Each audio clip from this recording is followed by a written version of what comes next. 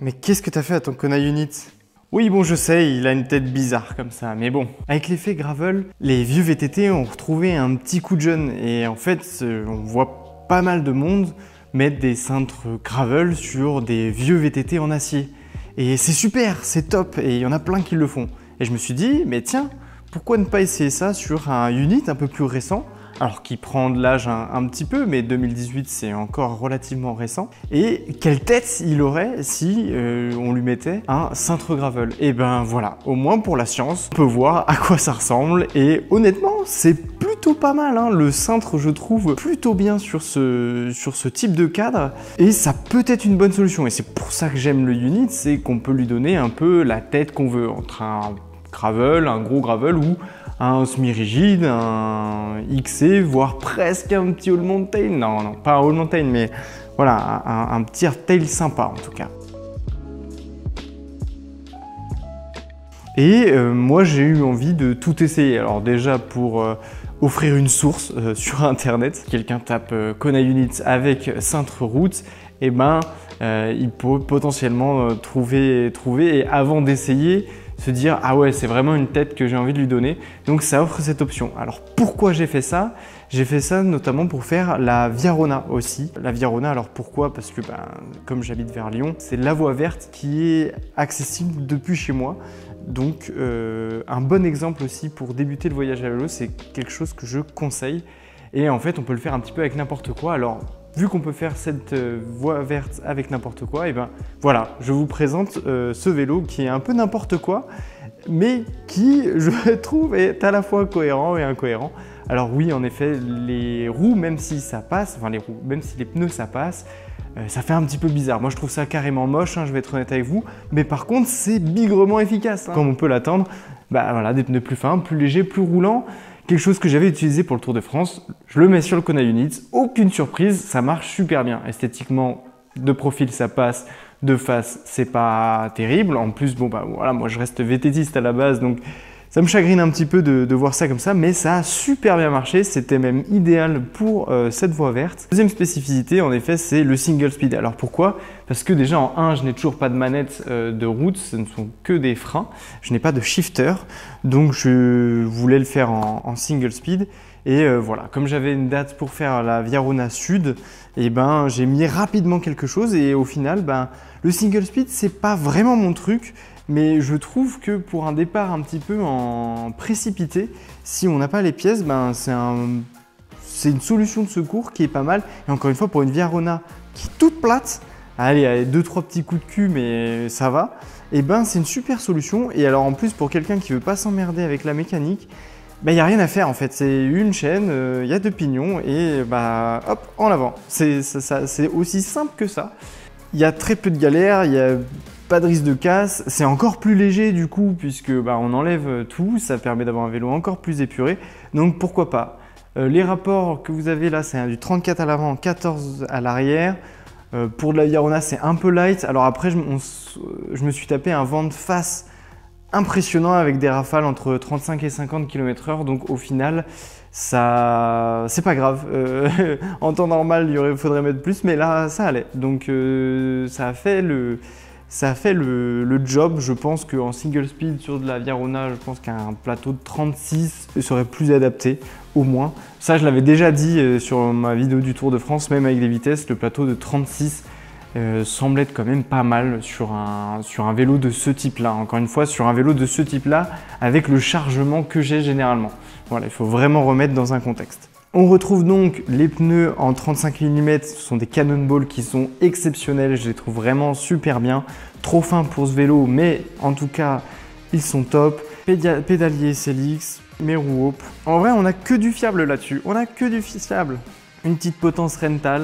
C'est marrant de voir une petite potence rental associée à un cintre drop bar. Je trouve ça cool, la rencontre des deux mondes, VTT, gravel, je trouve ça assez drôle. Les freins BB7, toujours en mécanique. Sur ce vélo, on va rester, je pense, sur du mécanique parce que je trouve ça tellement fiable et j'y touche pas en fait. C'est juste trop bien et franchement, pour des freins mécaniques, ceux-là sont assez cool. Point noir, c'est que tu vois leur tête, ils sont assez lourds. Ça, c'est vrai. Juste l'étrier est assez lourd. Mais bon, c'est pas grave. C'est le Brooks, j'en parle plus. Quoique je vais en reparler bientôt, mais bientôt. Voilà, maintenant c'était une vidéo un petit peu rapide parce que je vais forcément le redémonter pour lui donner sa prochaine forme. Donc je voulais vraiment vous le présenter très rapidement parce que je pense pas à retourner là-dessus encore une fois. J'ai adoré ce cintre, vraiment. C'est pas ce vers quoi je vais me tourner. Je vous présenterai dans une vidéo plus tard ce que j'imagine faire avec.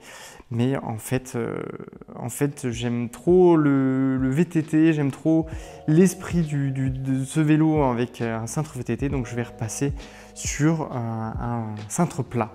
Mais je vous le présenterai dans une autre vidéo. Je te laisse avec des petites images de la Via Rona que j'ai fait avec ça. Je te remercie d'avoir regardé la vidéo. Je te dis à une prochaine. Salut!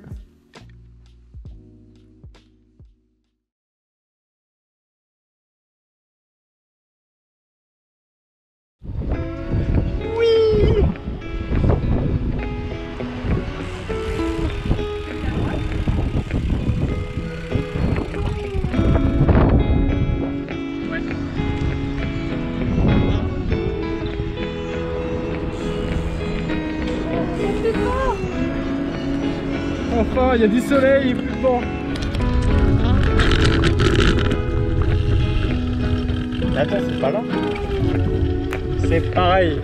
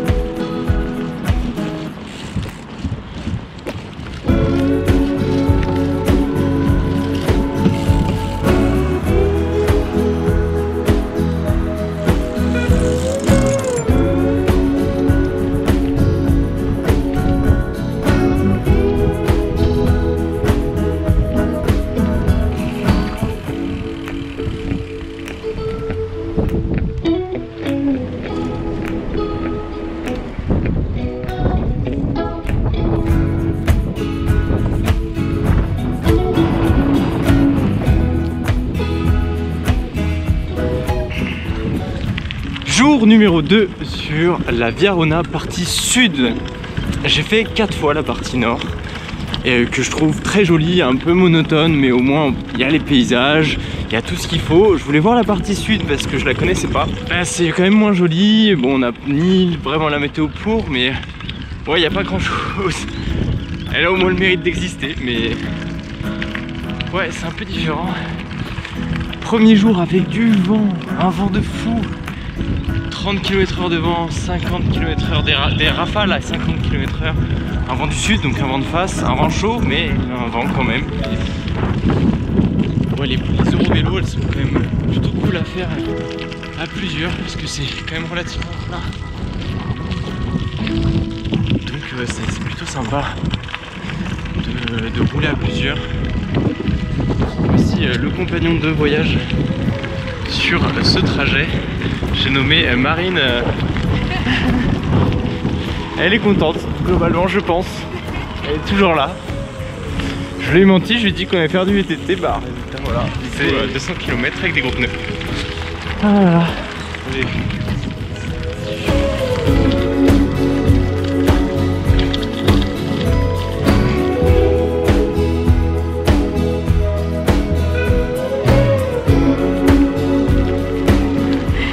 Content.